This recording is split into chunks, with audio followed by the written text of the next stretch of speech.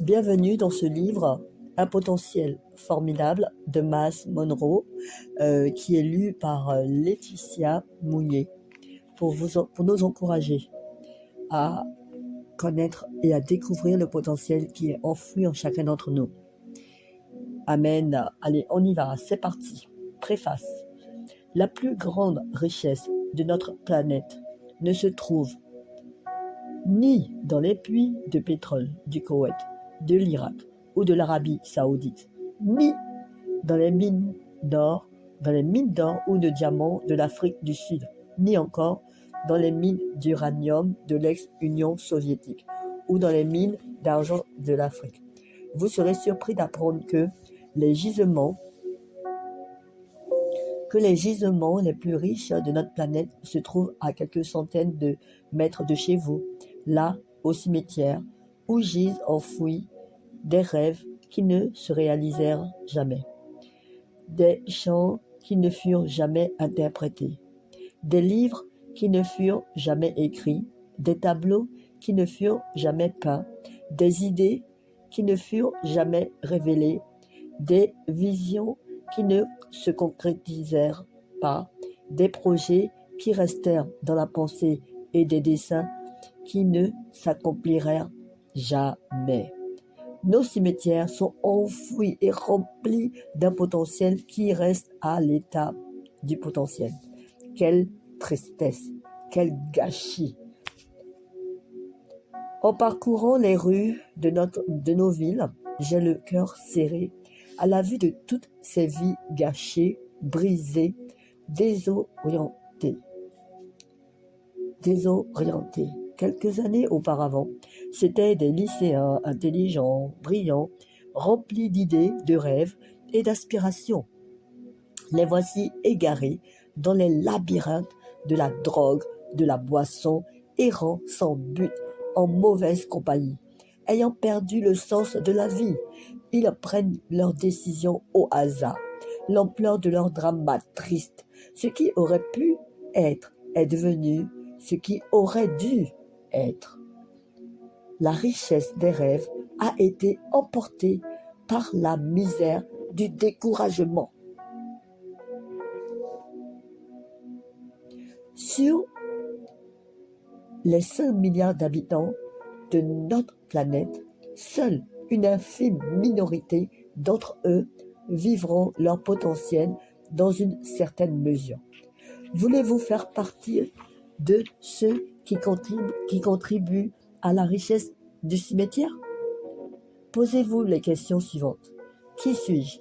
Pourquoi suis-je sur cette terre? Quel est le potentiel qui est en moi? De quoi suis-je capable? D'après quels critères faut-il que j'évalue mes capacités? Qui détermine les normes? Comment puis-je porter mes capacités au maximum? Quelles sont mes limites? C'est dans les réponses à ces questions que se trouve la clé d'une vie épanouie et efficace. L'un des grands drames de la vie, c'est de voir mourir des potentiels inexploités. Beaucoup d'hommes et de femmes qui ont le potentiel pour devenir grands ne le deviennent pas parce qu'ils ne comprennent pas en quoi consiste le principe du potentiel. Puisque Dieu me l'a révélé, il m'incombe d'enseigner ce que j'ai appris. Vous avez en vous un potentiel formidable. Je le répète, vous avez en vous un potentiel formidable. Si quelqu'un est d'accord, qu'il dise Amen. Je peux l'affirmer parce que Dieu m'a montré la richesse qu'il a placée en moi. Mon dessein est de vous aider à comprendre ce potentiel et à le faire sortir. C'est à vous de décider ce que vous allez faire de la richesse, de la valeur et de la puissance des ressources qui gisent inexploitées au-dedans de vous. Le monde en sera-t-il privé ou en sera-t-il bénéficiaire? Vous êtes plus que la somme de ce que vous avez déjà accompli. Amen. Donc, on y va, on continue avec l'introduction. Sous l'intense chaleur que l'éclat, allez, je reprends.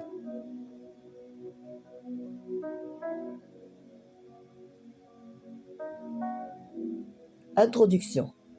Sous l'intense chaleur que l'éclatant soleil d'été déverse sur des îles du paradis caraïbéen, balayées par le vent, le vieux sculpteur retourne lentement à son noble chaumière, à l'orée du village.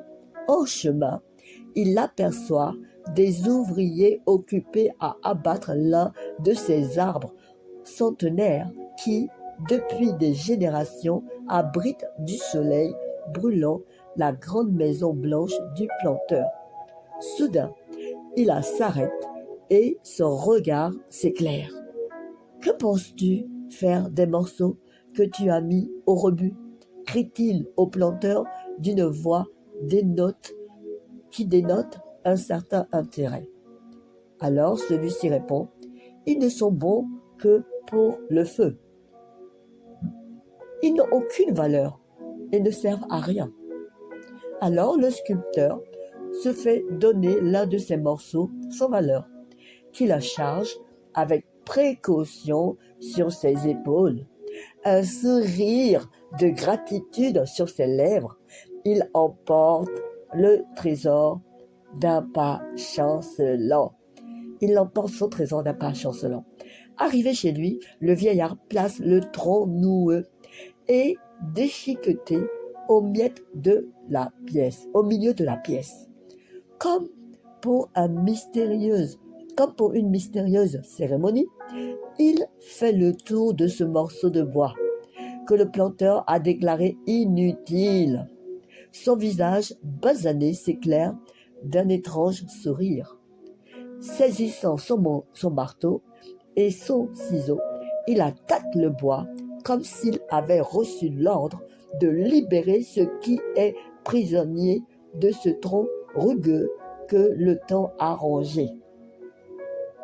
Le lendemain, le soleil se pose sur le sculpteur qui, endormi, à même le sol, serre contre lui la magnifique sculpture d'un oiseau que le vieillard a libéré de la prison de ce tronc sans valeur. Par la suite, il pose l'oiseau sur la barrière devant sa maison et n'y pense plus. Quand le planteur lui rend visite quelques semaines après, il remarque l'oiseau et désire l'acheter, quel que soit le prix que le sculpteur lui en demandera. Pensant qu'il vient de faire une excellente affaire, il emporte fièrement le trésor qu'il vient d'acquérir. Quant au vieux sculpteur, il se dit, en comptant son gain, la valeur d'une chose dépend du regard que l'on pose sur elle. Certains regardent, mais d'autres voient. Waouh! Mainte vie est semblable à ce vieil arbre dans lequel est emprisonné l'oiseau de son potentiel. À l'instar de ce planteur, la société ne voit qu'un individu inutile et sans valeur, destiné à finir sur le tas d'ordures de la vie. Mais n'oublions pas que ce qui est sans valeur pour l'un est un trésor pour l'autre. Dis Amen. Selon les chercheurs, nous n'utilisons que 10% de nos capacités. Le reste demeure inexploité et se perd. Qu'il est regrettable que la plupart d'entre nous ne soyons pas du tout conscients de nos talents potentiels. Considérons la vie d'Abraham Lincoln. Sa vie illustre de façon spectaculaire le combat que mène quiconque veut libérer le riche potentiel qu'il s'est emprisonné en lui. Donc si aujourd'hui, après avoir écouté ces quelques minutes où vous avez compris que vous avez un potentiel et que vous voulez y aller, voici un exemple de vie qui pourra vous montrer ce à quoi pourrait ou va ressembler votre vie. Et ça, c'est la vision que vous devez garder à l'esprit pour persévérer lorsque vous serez au chemin sur la réalisation de la manifestation de votre potentiel. Allez, on y va. On va ensemble lire l'exemple qui a été donné sur la vie de Abraham Lincoln. En 1832, il perd son emploi. En 1834, il est élu au pouvoir législatif. En 1835, il est en deuil de sa fiancée. En 1836, il tombe dans la dépression nerveuse. En 1838, il n'est pas choisi pour le poste de porte-parole au pouvoir législatif de son État. En 1843, il perd les élections pour la nomination au Congrès. En 1846, il est élu au Congrès. En 1849, il n'obtient pas le grade d'officier de terre. En 1854, il perd les élections pour la nomination au Sénat. En 1856, il perd les élections pour la vice-présidence des États-Unis. En 1858, il perd une seconde fois les élections au Sénat. C'est alors qu'en 1860, il est élu, président des États-Unis. Donc nous voyons que tout est possible. Donc on continue. Donc nous voyons que tout ce qui vit fut créé avec un potentiel et possède le principe du potentiel. En chaque graine, il y a un arbre. En chaque oiseau, il y a une volée. En chaque poisson, il y a un banc. En chaque vache, il y a un troupeau. En chaque garçon, il y a un homme. En chaque fillette, il y a une femme. En chaque nation, il y a une génération. Le malheur frappe quand l'arbre meurt à la graine. L'homme meurt quand l'homme meurt dans le garçon. Et quand la femme meurt dans la fillette. L'idée dans le cerveau. Je répète, le malheur arrive ou le malheur frappe quand l'arbre meurt dans la graine. Quand l'homme meurt dans le garçon. Quand la femme meurt dans la fillette et quand l'idée meurt dans le cerveau. Pour d'innombrables multitudes, les visions meurent dans les vues, les chants meurent dans les chantés, les projets meurent dans les réalisés, sans les réaliser, et les avenirs meurent ensevelis dans le passé. Les problèmes de notre monde demeurent irrésolus parce que le potentiel demeure enseveli. Alors, qu'est-ce que dit la Bible? La Bible raconte une histoire de talent et de potentiel. Les talents symbolisent l'immense richesse de la capacité de notre Créateur, que notre Créateur a placé en chacun de nous. Dans l'histoire, le Maître confie une partie de ses biens à trois de ses serviteurs. Le premier fait valoir son argent et double le montant que son maître lui a confié. Le second fait de même. Le maître les félicite, puis se tournant vers le troisième, il lui demande « Qu'as-tu fait de ton talent ?» Et celui-ci répond « J'ai eu peur de mal l'utiliser. » Répondit le serviteur « Je l'ai caché avec soin. Le voici. Je vous le rends dans l'état où je l'ai reçu. » Furieux, le maître lui adresse de violents reproches. « Serviteur mauvais et paresseux, lui dit-il, pourquoi n'as-tu pas utilisé les dons que je t'ai faits? Enlevez-lui son argent et jetez ce serviteur inutile dans la rue. » Nous sommes responsables. Quand nous écoutons cette histoire que la Bible raconte, nous voyons que nous sommes responsables du potentiel qui a été placé en nous. Apprenons à le comprendre et à en faire un bon usage. Le plus souvent, ce sont nos réussites qui nous empêchent de rechercher ce qui est encore en nous. Le succès devient notre ennemi parce que nous nous nous nous contentons de ce que nous avons déjà. Il faut refuser de se satisfaire de ce qui a été accompli, car le potentiel ne connaît pas la retraite et il ne faut pas permettre à ce qu'on ne peut pas faire de mettre des entraves à ce qu'on peut faire.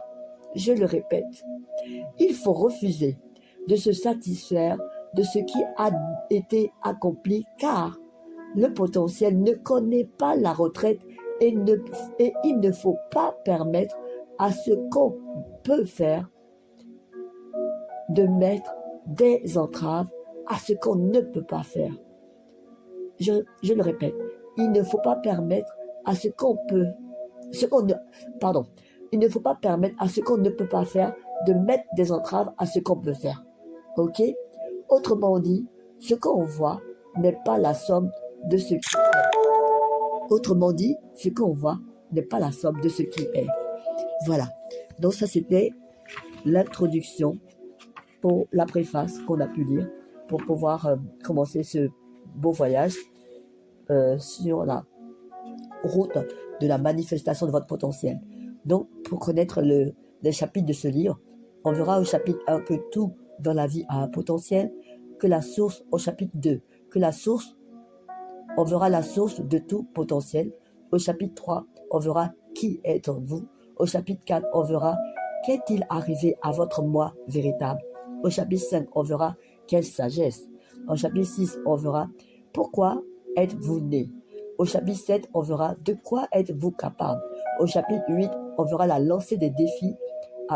On verra comment lancer des défis à vos capacités. Au chapitre 9, on verra la clé de votre potentiel. Au chapitre 10, on verra quelle limite pour votre potentiel illimité. Au chapitre 11, on verra la clé pour réaliser pleinement votre potentiel, votre véritable potentiel. Et au chapitre 12, on verra comment vous pouvez oser croire en votre potentiel. Voilà, donc on se retrouve pour le chapitre 1. À très vite. C'était Laetitia Mouillet de la chaîne YouTube Nouveau Départ Relax. Dis à ton voisin et dis à celui qui écoute, prends un nouveau départ et détends-toi. Le meilleur reste à venir. Amen.